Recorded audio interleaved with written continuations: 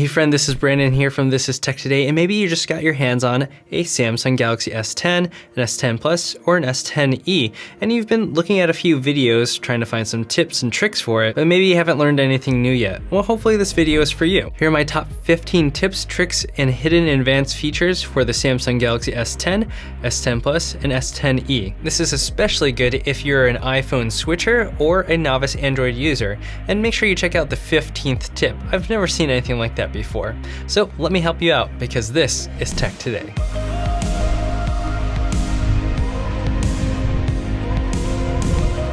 This video is sponsored by Senio and their Wave Stand Fast Wireless 7.5 Watt Qi Charger. Click the link in the description for more information.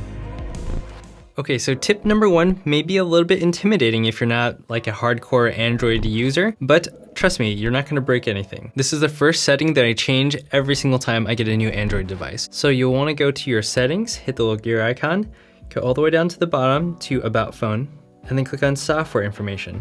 And then you'll see Build Number. Go ahead and tap on that a few times until it says you're a developer, and it'll ask for your PIN. So now that you've activated the developer mode, go ahead and hit back, and then you'll see this developer options at the very bottom. So you'll scroll down to the section called Drawing, and you'll see something that refers to the animation scale. So before we change this, let's take a look at what the animations look like on their default setting.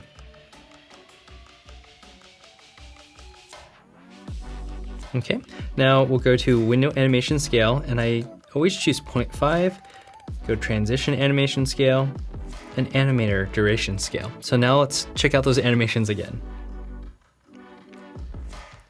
It's like way snappier, right? I love this. It makes your phone feel really fast. And if you're concerned about battery life, it does not affect it. Okay, tip number two has to do with two-finger swipe down. So before, when you're swiping down for the settings, you have to swipe down 2 times in order to access the quick toggles. If you use 2 fingers, it goes straight to it. That's it. Tip number 3. Let's do the 2-finger swipe down, go to the gear icon, and then we'll go to Display. So there are a few things that we'll want to check out. First is the font size and style, so you can change the font to look smaller if you want to, or if you need text to be a little bit bigger, this is an option to do that. You can even change the specific font that's displayed. There's also the screen zoom, so you can also make everything bigger in general. And then there's the screen resolution, which is really interesting because Samsung defaults the resolution to a lower one than its full capacity. So we'll just choose the max one. And as far as I know, it doesn't really impact battery life a ton. If you have a phone that has the top of the line display panel, why wouldn't you use all of it? This next one is one of my favorites. It's called Night Mode, and it's another name for dark mode. If you click on it, it makes everything darker, and there's a benefit for this in terms of battery life. It'll conserve more battery, especially with an OLED panel. If you have black pixels, it's not turning them on, which means you save battery life. And it's just much easier to read in general. Now, while we're here, when you rotate the phone, by default, the rotation is on. But if you were to lock it so it doesn't rotate, especially if you're checking your phone while you're laying in bed, this is like important to turn off. But if you rotate it, there's this little icon that pops up in the bottom right corner. If you click on it, it'll manually rotate the screen. Rotate back. And there you go. Super convenient. I love this feature. It's something that came up with the latest version of Android. Now, since we're here, let's click on the menu icon in the bottom left corner, and it'll go to your app overview screen. Now, if you click this little icon at the top of the window, you have a few options that show up. One of them is the split screen view. So you can actually go through your other app. So let's choose the Play Store.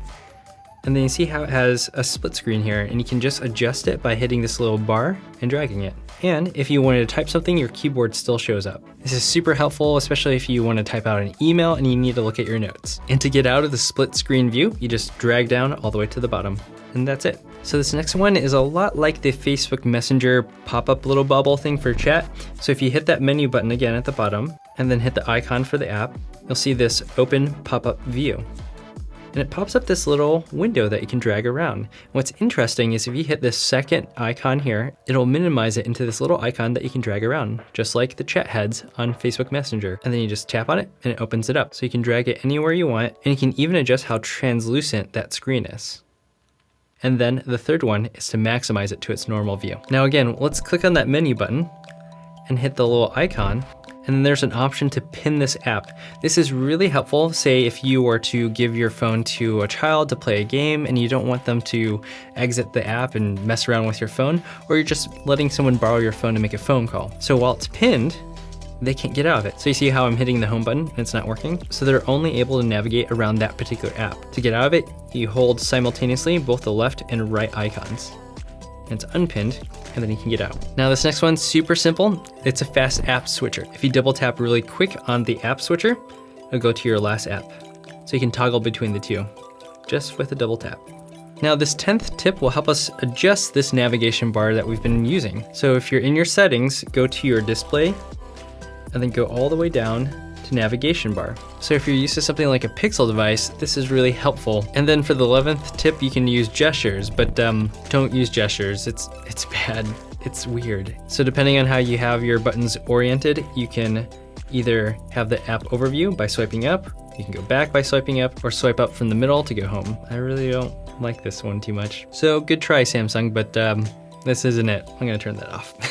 Let's go back to the settings, and if you go all the way down to advanced features, you'll see an option that says motion and gestures. Click on that, and there's this option called OneHanded Mode.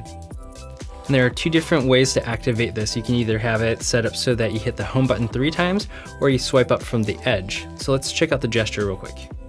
So I swiped up from the edge and it made it into this smaller window that's easier to navigate with one hand. And you can have it alternate sides. And to exit it, you just tap outside of the window. And with the button option, you just tap the home button 3 times in a row.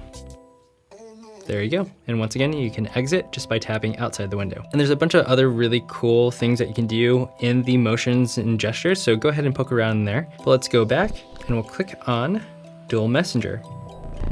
Now this is super helpful if you have multiple accounts for WhatsApp, Facebook, Telegram, or Messenger, and you don't want to have to log out and log in all the time. It's really clunky. So you can log into 2 different versions of this app and make it really convenient for yourself. All right, let's go back one and go to the top, and there's this one called Bixby Routines. This is really cool. This is when your phone starts to feel super advanced and assist you in things without you having to actively ask it to do it. So you can have certain things ready to go based upon the time of day it is, where you're at, whether you're driving, you're working out, anything like that. This makes it super cool. And you can add your own personal ones on the My Routines screen. So if you choose the home option, you can have it automatically connect to a certain Wi-Fi network.